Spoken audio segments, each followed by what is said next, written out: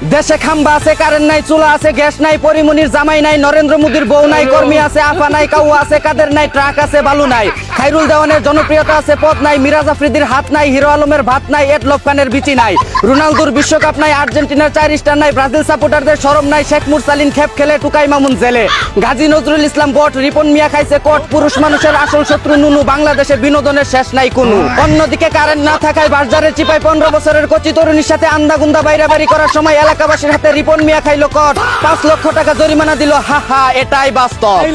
এদিকে 24 ঘন্টায় 72 বার কারেন্ট না নিয়ে বাড়িতে এসে মিটারই খুলে নিয়ে যাওয়ার অনুরোধ করলো এলাকাবাসী।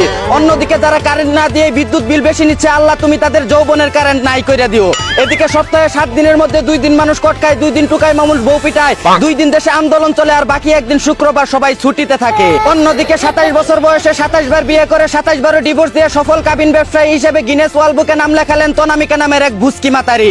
এদিকে নেত্রকোনায় স্বামী সন্তান রেখে 3 বছর ধরে পরকীয় লাঙ্গের সাথে লটর বটর করে সব বিলিয়ে দেওয়া এখন ভাতারের বা চাঙ্গে উঠে গেছে এক 12 লাংনির। এখন সে কান দেয়ার গান গায়, আমি একই করিলাম, সুখের আশায় লাং ধরিয়া ভাতার হারাইলাম।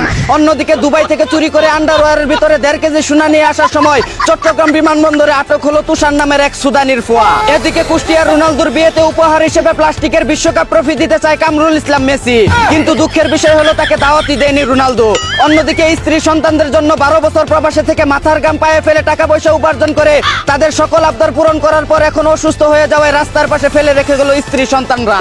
আসলে পুরুষ মানুষের জীবনটাই এমন, দিতে পারলে বেশ, না দিতে পারলেই শেষ। এই ছিল কারেন্ট না থাকা দেশের আন্দাগুন্দা খবর। চাইনা থেকে আগত মিস্টার চুদলিং পংকে সাথে নিয়ে আমি ছিলাম চিন্তা করো মজিবর। শুনছিলেন আপনারা আবাইত্যা টিভির দুঃসংবাদ। এতক্ষণ সাথে থাকার জন্য ধন্যবাদ। ভিডিওটি ভালো লাগলে উড়াদুরা শেয়ার করে দিন। বিনোদনকে বিনোদন হিসাবে দেখুন। ঝাঁকানাকা পেজটি ফলো করে রাখুন।